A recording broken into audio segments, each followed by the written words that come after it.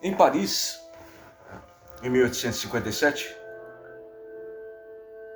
nós tivemos muita dificuldade para colocar no papel e depois transformar em livro as informações dos Espíritos enviados por Jesus, o Espírito Verdade.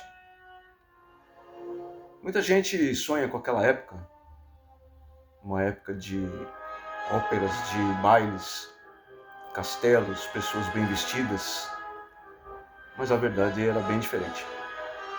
Muita doença, nenhum saneamento básico, praticamente inexistia água potável nas casas, a miséria era solta pelas ruas. A diferença entre as pessoas que tinham água em suas casas e as que não tinham era absurda. Mais de 70% da população não tinha nada, porque era uma época ainda em que Napoleão III, não aquele famoso, mas um parente dele, reinava. E a vida era bem dura. Não havia liberdade de expressão, não havia direito para as mulheres e, evidentemente, que as coisas eram muito escuras. Não havia luz elétrica e os livros, as mensagens eram todas escritas à mão. Até que, evidentemente, nós tivemos as primeiras máquinas lá ainda no século XVI e pudemos fazer o livro depois de levar para uma editora. Mas a vida era bem difícil. Nós estamos fazendo isso porque, imagine, essa sinfônica que você está ouvindo, ela é Fausto, o nome dela. Eu não sei pronunciar o nome do autor, mas vocês devem saber. Parece tudo muito romântico, tudo muito maravilhoso. E na verdade, esses gênios das músicas clássicas, eles vieram para iluminar, para criar uma iluminação na Terra, através das artes.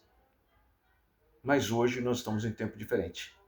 Imagine você, espírita, como foi a situação nossa de dizer às pessoas que éramos a reencarnação de um druida. Como isso deve ter sido motivo de deboche, de escárnio, até de violência física. É incrível isso, né? Era uma vida bem diferente. Mas note bem, hoje, muito pouca gente acredita na reencarnação de Kardec, atualmente. E se você acha isso interessante, eu vou lhe dizer mais. As pessoas mais próximas e mais ativas no Espiritismo, as mais convictas sobre a reencarnação, a eternidade do Espírito, a vida em todos os planetas, são as que mais duvidam. Não fazem por mal.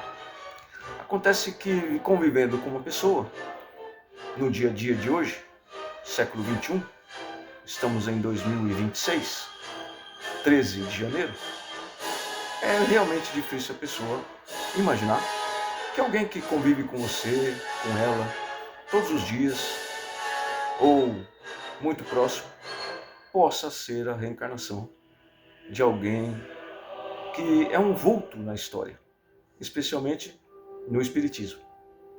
Eu não me incomodo. Lá também, nos livros do Espiritismo, está escrito que você deve, e pode não fazê-lo, mas deve entender o que é que está na obra. Veja os frutos e você saberá quem é a árvore. Porque, lembre-se do livro de Memórias Póstumas de Kardec. Você não leu? Ele dá uma base muito grande para o filme, aquele filme Kardec. deixe em te mostrar que hoje está tudo diferente. Bom, hoje nós temos outros recursos para pôr luz a várias coisas que ainda estão nebulosas, não é?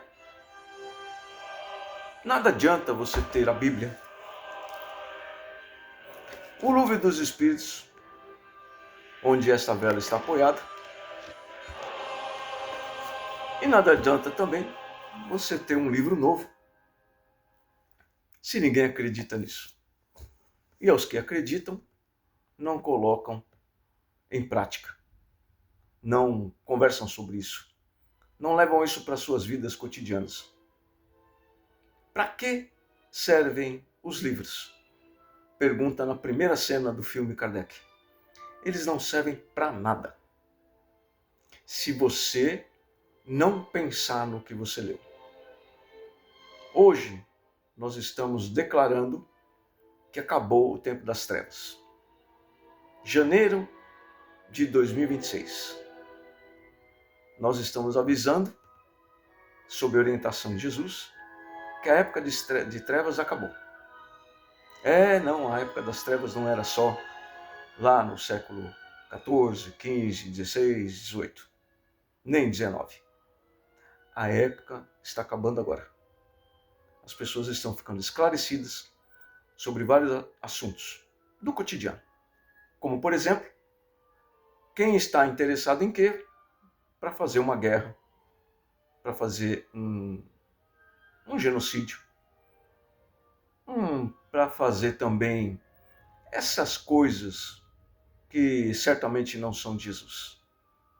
Cristãos se declarando cristãos, em nome de Deus, em nome de Jesus, mas perseguindo as pessoas, colocando umas contra as outras e desejando que aquele ou este morram de alguma forma.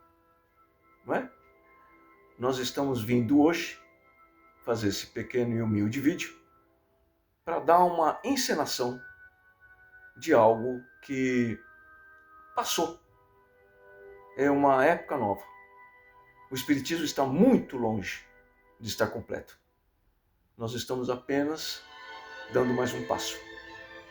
Evidente que em 1857, com o Livro dos Espíritos, iniciou uma nova era. A era do esclarecimento. Mas muita gente ainda não confia nisso. Não coloca nada disso em prática, a não ser quando está em perturbação e vai para o centro espírita.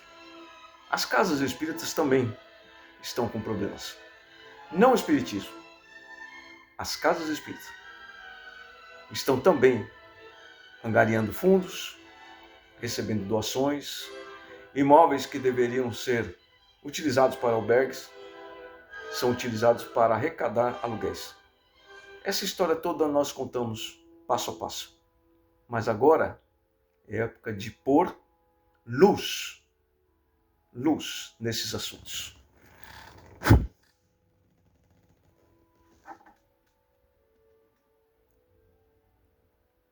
Nós temos uma situação nova.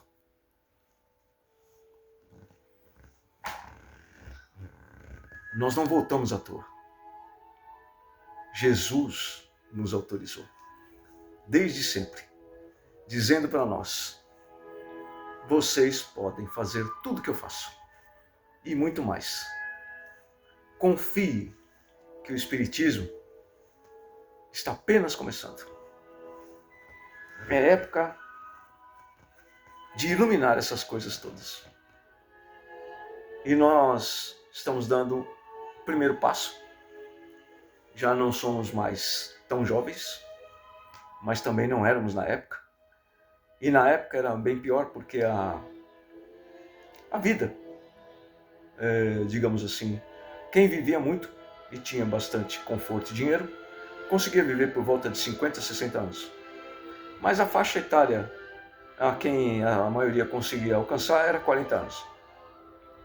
Então, para quem fez isso a partir dos 50 e desencarnou próximo dos 65, nós estamos bem na foto. Nós estamos aqui para desejar a vocês um feliz ano novo e que esse ano novo não seja só um ano novo, seja o começo de uma nova era. A nova era não começou em 2000, como todo mundo diz. O século 21, que maravilha. Não. A nova era começa na sua mente, desenvolvendo a inteligência e desenvolvendo a moralidade. E acreditando em tudo aquilo que nós falamos.